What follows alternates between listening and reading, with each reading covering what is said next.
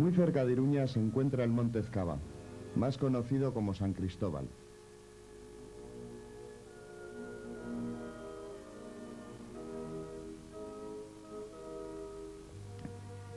Desde su cima se contempla una amplia panorámica, y fue su valor estratégico lo que impulsó a Alfonso XII a construir en la cúspide una fortificación militar.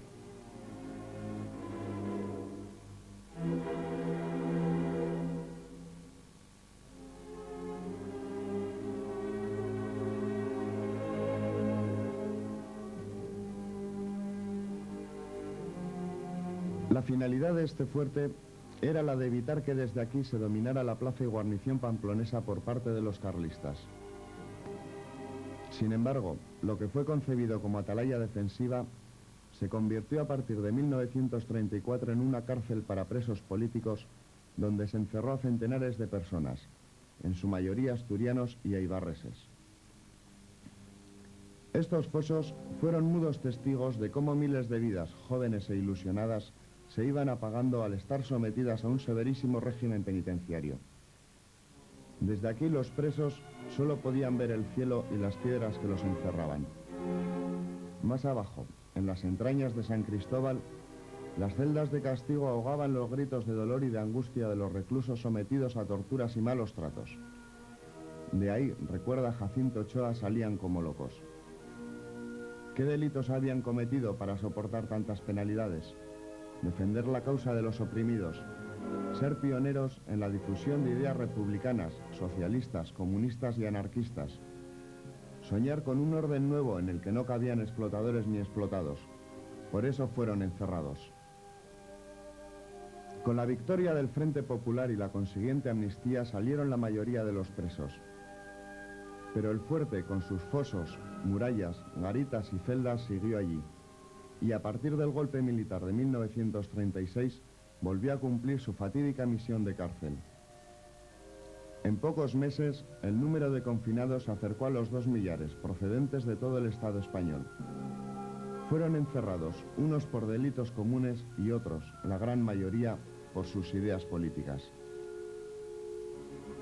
Fue el 22 de mayo de 1938. Las condiciones insoportables de vida en la cárcel espolearon a los presos a tomar una determinación drástica: la fuga. Cuando los mandos militares estaban cenando, se puso en marcha una fuga espectacular de presos políticos que, tras reducir a la guardia, abrieron las puertas del fuerte prisión. Carentes de todo, sin comida, sin medios, 795 hombres desesperados y rotos por el régimen penitenciario se echaron al monte con un norte muy concreto: la libertad, que esa vez tenía forma de línea fronteriza. La fuga fue atípica por el número de presos implicados y por la mínima infraestructura con que contó en todo momento, sobre todo en el exterior. Sabían de las dificultades de la empresa, pero aguantar en galerías subterráneas, con caldo de agua como único alimento, con piojos y enfermedades contagiosas como vecinos más cercanos, con humillaciones y vejaciones constantes, no era propio de unos hombres que habían sido encarcelados porque estaban dispuestos a dar su vida en la lucha contra el fascismo. Esperanzados, huyeron buscando la libertad. La esperanza quedó truncada muy pronto. Un corneta que regresaba de Pamplona vio lo que ocurría, dio marcha atrás y, a pesar de los intentos por detenerlo, pudo llegar y dar aviso en la capital. Inmediatamente se puso en marcha la caza de los fugados. La prensa del movimiento calificó la fuga como una revuelta promovida por un grupo de reclusos indeseables sometidos a procesos por delitos comunes de la peor especie. Con estos comentarios y con la presencia intimidatoria del ejército, se consiguió que los vecinos de los pueblos y valles cercanos, Olave, Olaíbar, Ezcabarte, Esteríbar, etc., salieran al monte a cazar a los fugados. Se movilizó a la gente de los alrededores para que sirvieran de guías a requetés, falangistas y guardia civil. Las consecuencias fueron inmediatas. El mismo día de la fuga fueron capturados hasta 259 evadidos. El día 24 ascendían a 445. En total fueron detenidos 585, 3 consiguieron pasar a la parte francesa y se identificaron 187 cadáveres.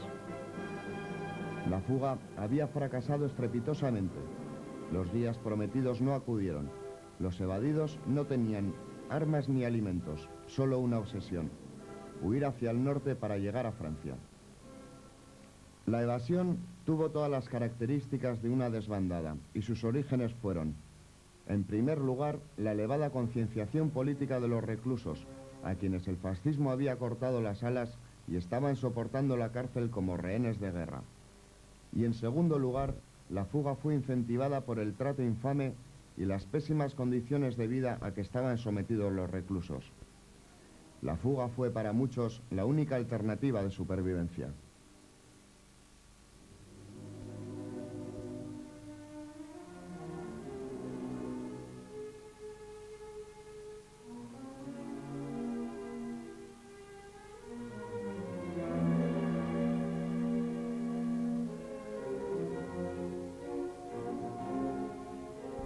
Mientras tanto, en Pamplona, el general Mola decía: ten en cuenta que la acción ha de ser en extremo violenta para reducir lo antes posible al enemigo, que es fuerte y bien organizado. Desde luego, serán encarcelados todos los directivos de los partidos políticos, sociedades y sindicatos no afectos al movimiento, aplicándoles castigos ejemplares a dichos individuos para estrangular los movimientos de rebeldía y huelgas.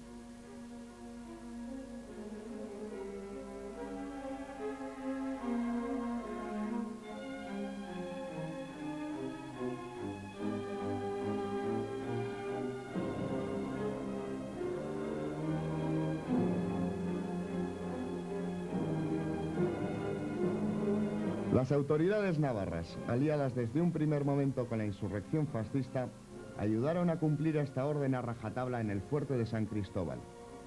Se hizo caso omiso a las peticiones cursadas por los presos para ser trasladados a penales más apropiados. 305 presos murieron entre 1937 y 1945. Las causas, en unos casos las balas y en otros las enfermedades. A muchos, paradójicamente, la muerte les fue anunciada mediante un mandato legal de puesta en libertad.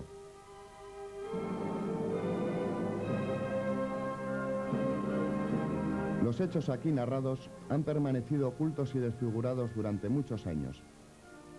Julio Caro Baroja, en artículos publicados en la revista Punto y Hora de Euskal Herria y la asociación Altafalla Kultur Taldea, han ayudado con sus investigaciones a esclarecer una de las tantas barbaridades cometidas por los fascistas durante la Guerra Civil.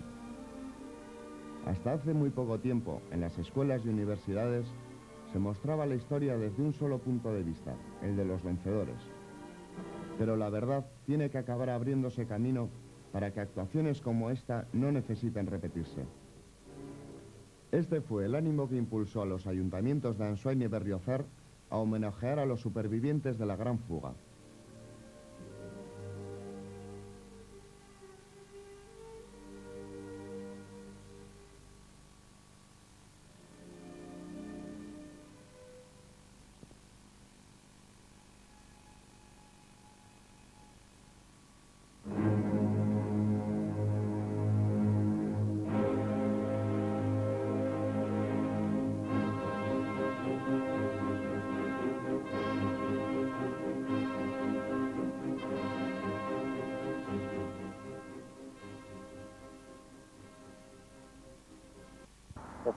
Una vez que la Guardia Interior, teníamos que esperar a que tocase fascina a los soldados, con el fin de que estarían todos concentrados en un sitio, a excepción de los de las chamuras, claro.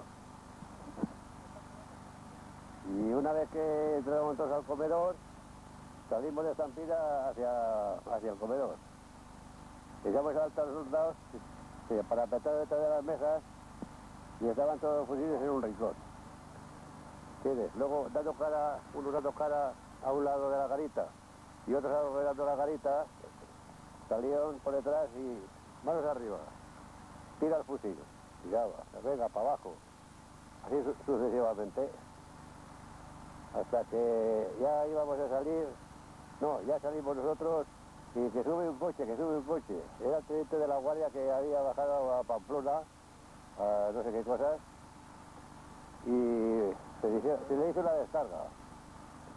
Salió del coche corriendo y dice, bueno, eso, y dice, yo os juro que no va a pasar nada si volvéis otra vez para atrás. Y dice, no, no, no, usted tire para adelante y tal. Y vinieron otros compañeros, lo cogieron y lo metieron para adentro. Y luego, pues ya sabes, un poco desmoralizados, no teníamos los guías y a correr cada uno por donde podía.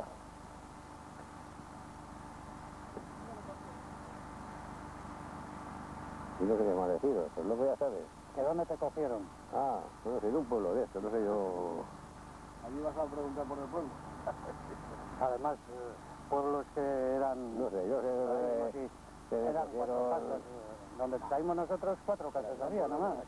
Yo sé que había mucha gente allá y había chavales con sus madres, sus padres, que decían, papá, papá, si los rojos son igual que tú, si no tienen ramos ni cuernos, decían. ¿No? Y bueno, y pedimos permiso para entrar a una taberna que había allá y a ver si podíamos comprar algo, que seamos monedas de 2 pesetas de plata, pero queríamos para hacer anillos en el penal. Allá se hacían y otras cosas, ¿no entiendes?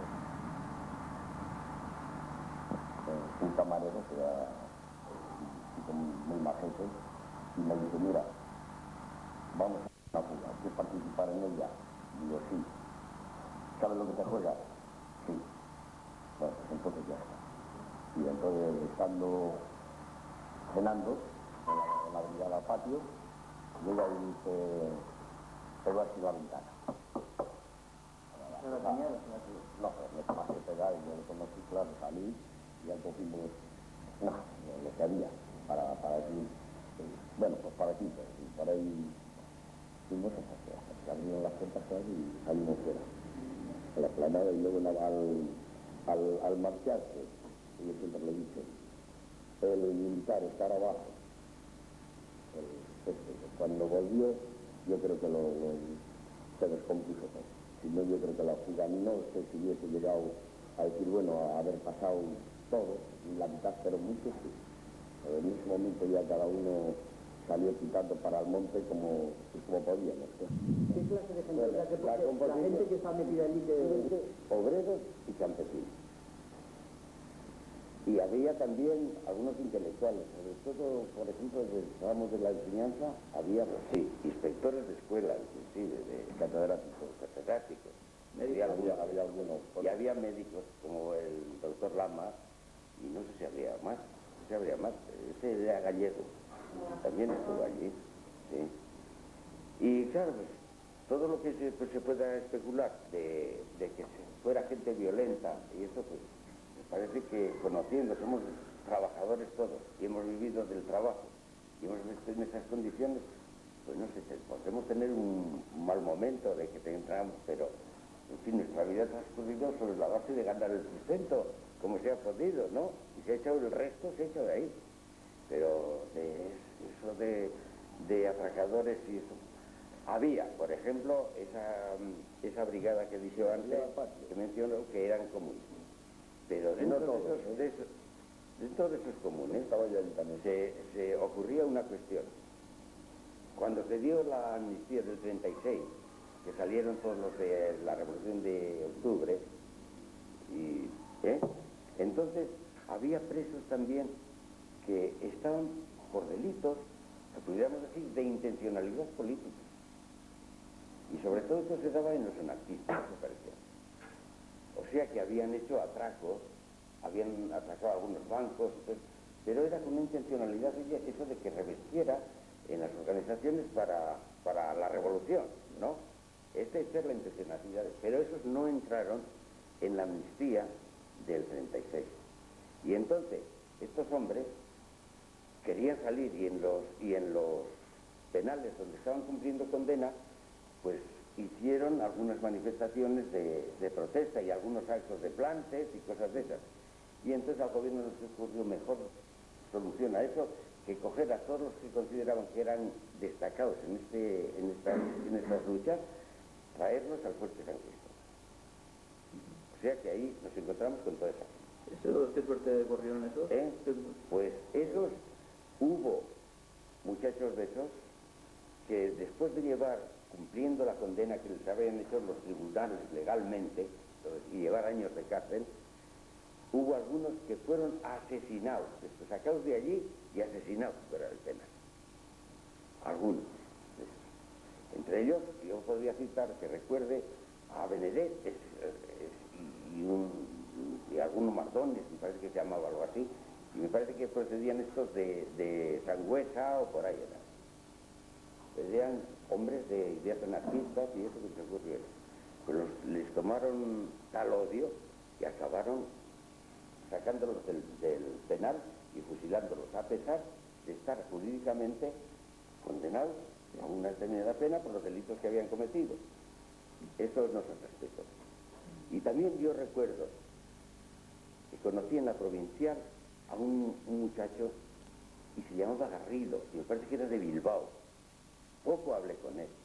Y ese había salido del fuerte con la condena cumplida cuando nosotros estábamos... O sea, eran los principios del movimiento, los primeros días del movimiento, algo así.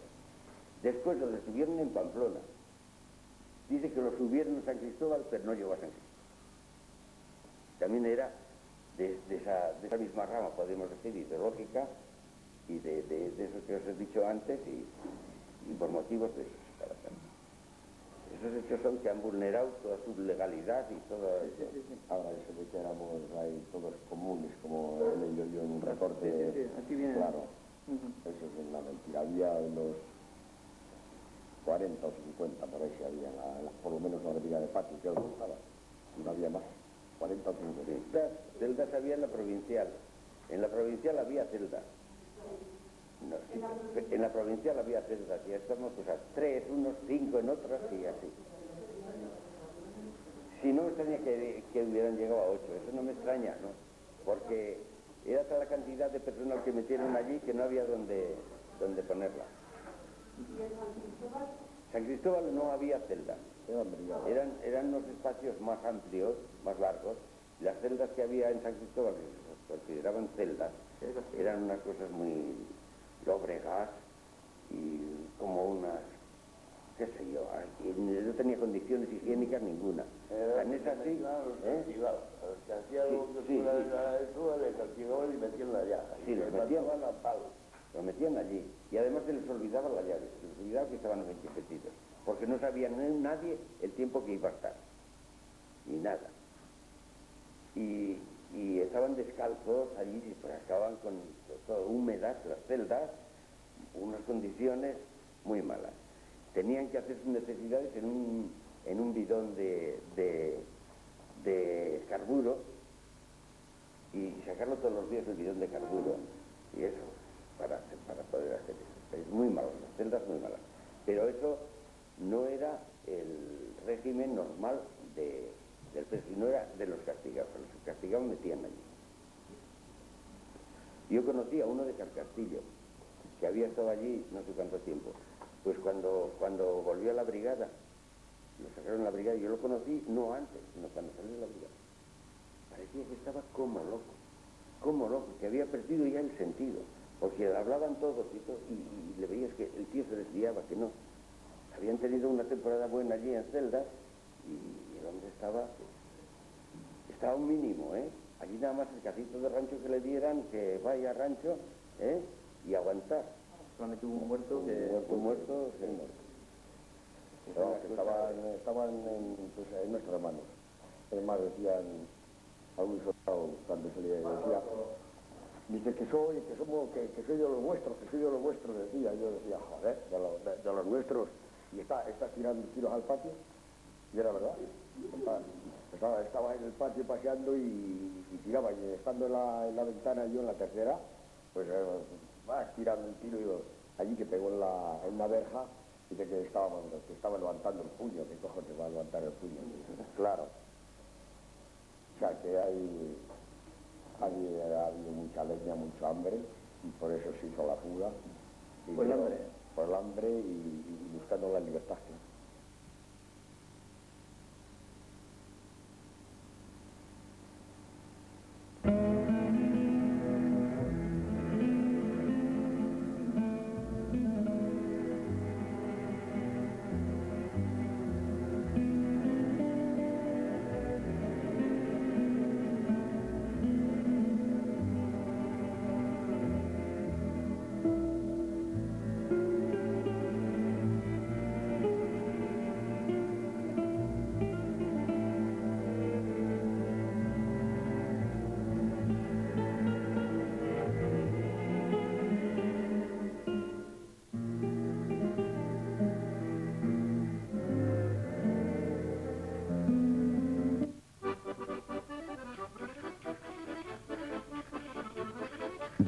de nuevo a los 50 años de aquel acontecimiento, la emoción fue la nota predominante en el día del homenaje.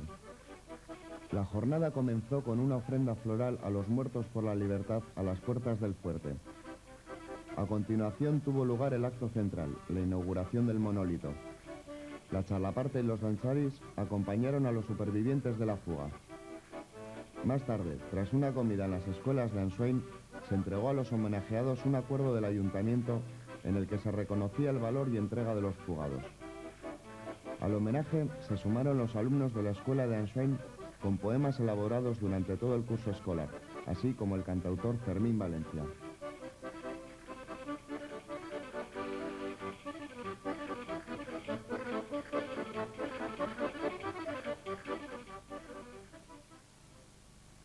En el cual les daban los tiros de gracia y todo.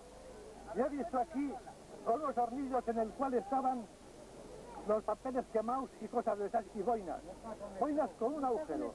O sea que en este lugar era donde los dejaban asesinados a los... Donde dejaban asesinados a los presos que estaban sin juzgar. Sin juzgar. No, está bien, es momentico. Sí, a ver. Aquí asesinaban a los que sacaban en libertad y aquí los dejaban quietos para el otro mundo, en el cual había unos hornillos en el que quemaban las cosas que llevaban de documentación. Quemaban en documentación. Y claro, había hasta boinas con un agujero, que eran los tiros de grasa que mejor les darían. Y eso era la escuadra de amanecer que venía a hacerlo. Esa es la realidad.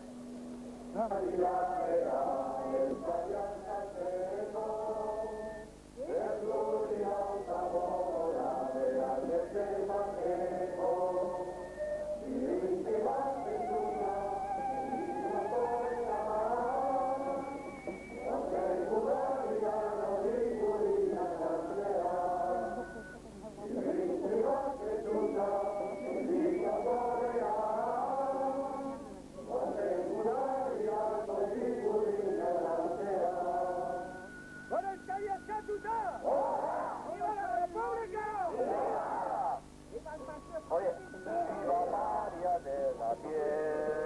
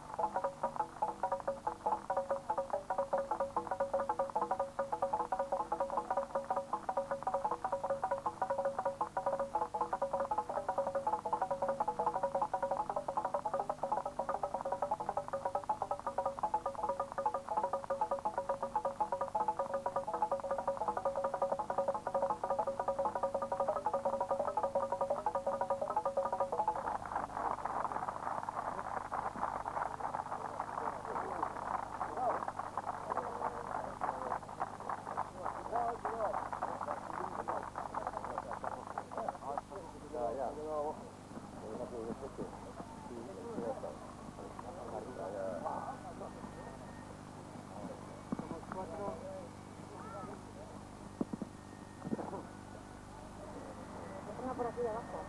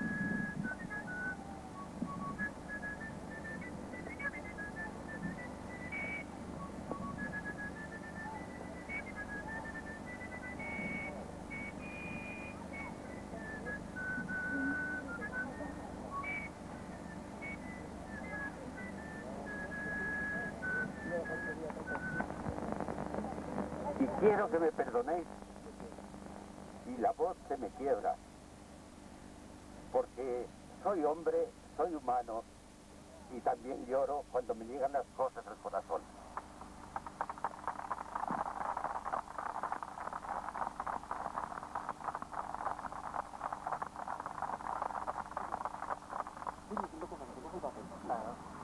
Este monumento advierte al caminante que la senda de la vida es tortuosa, que sin la libertad no hay vida, que los que defendisteis la vida defendiendo la causa de los explotados, de los humildes, tuvisteis la dignidad de cumplir la consigna que conmovió a todos los pueblos del multinacional Estado español.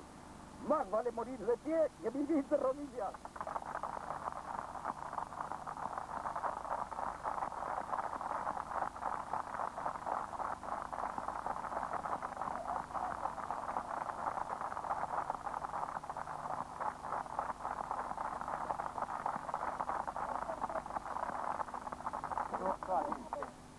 Berrogetan marrurte dira de egun hartatik pasatu, San Kristobaldik igez joatea. Geku genduela pentsatu. 200 lagun tiro zintzeko ez gendu noin bat sekatu. Askatasuna dezio eta uraxe ere ukatu. Eba moztu eskero egan ezin du egin txoriak. Hainbeste lagun tiro joziak, da besteak hil zodiak. Era horretan utzi gendu zen Frankoren zerbitzaileak. Baina egia zeinekin zegoen juzga beza historiak. Gora estai eskatuta. A la derecha nada menos.